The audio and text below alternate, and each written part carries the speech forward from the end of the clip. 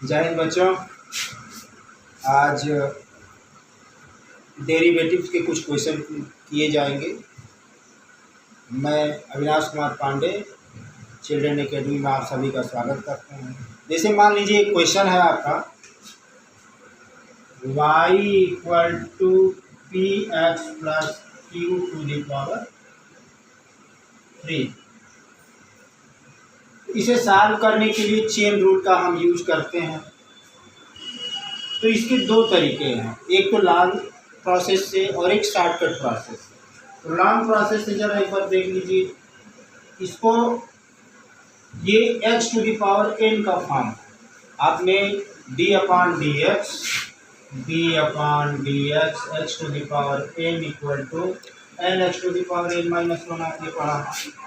ये फार्मूला होता है। इसी पर ये x है और टू दी पावर 3, तो इसको हम t मान लेते हैं। तो t equal to P X plus Q. फिर आप जानते हैं y इक्वल टू अगर एफ ऑफ एक्स है तो इसका D Y upon D X इसको लिखते हैं, मतलब y का डिफ्रेंशिएशन x के रिस्पेक्ट में हम करते हैं। इसी तरह यहाँ पे t equal to P X plus Q है तो t का D T upon D X बराबर या तक p हो जाएगा। इसको हम इस तरह भी लिख सकते हैं P D upon D x plus D upon D x cube. ये आपका x है तो ये आपका p हो गया। ये d अपॉन डी एक्स का डिफ्रेंशिएशन 1 होता है और कांस्टेंट टर्म का डिफ्रेंशिएशन 0 होता है, तो ये आपका p हो गया। तो इसका डिफ्रेंशिएशन p। हमने पी एक्स प्लस क्यू को t माना है, तब यहाँ पे y equal to T to the power 3 हो जाएगा और ये भी x to the power n का फॉर्म है। तो यहाँ पे आप D Y upon D T करेंगे, y का डिफ्रेंशिएशन t के रिस्पेक्ट में D Y upon D T equal to 3x to the 3t to the power 3t to the power ये 2 हो जाएगा। 3 माइनस 1 इक्वल टू 2। अब देखिए, अब हमें y बराबर P X plus Q whole to the power 3 का डिफ्रेंशिएशन करना है। तो फिर यहाँ से हम dy अपॉन डी एक्स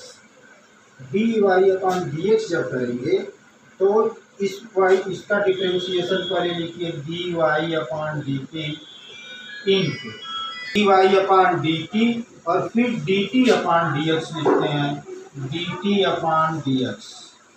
देख लीजिए यहाँ पे अगर dt और dt को कैंसिल कर दिया जाए तो dy अपॉन डी एक्स ये डिफ्रेंशिएशन इस फंक्शन का हो जाएगा।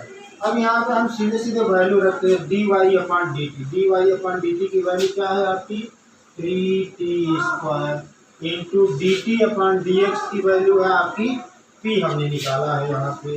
ये आपका ये 3 है, ये आपका dt अपॉन ये dx की वैल्यू है, तो dt अपॉन dx की वैल्यू हम 3 रख दिए।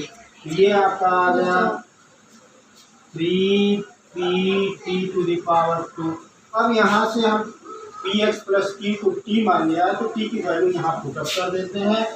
तो ये आपका हो जाएगा dy upon dx equal to 3pt की वैल्यू आप रख लीजिए px plus q to the power, यही आपका आंसर हो जाएगा। ओके, अब देखिए इसी को शॉर्ट फॉर्म में किस प्रकार से करते हैं। शॉर्ट फॉर्म में आप कर लीजिए आप इसको।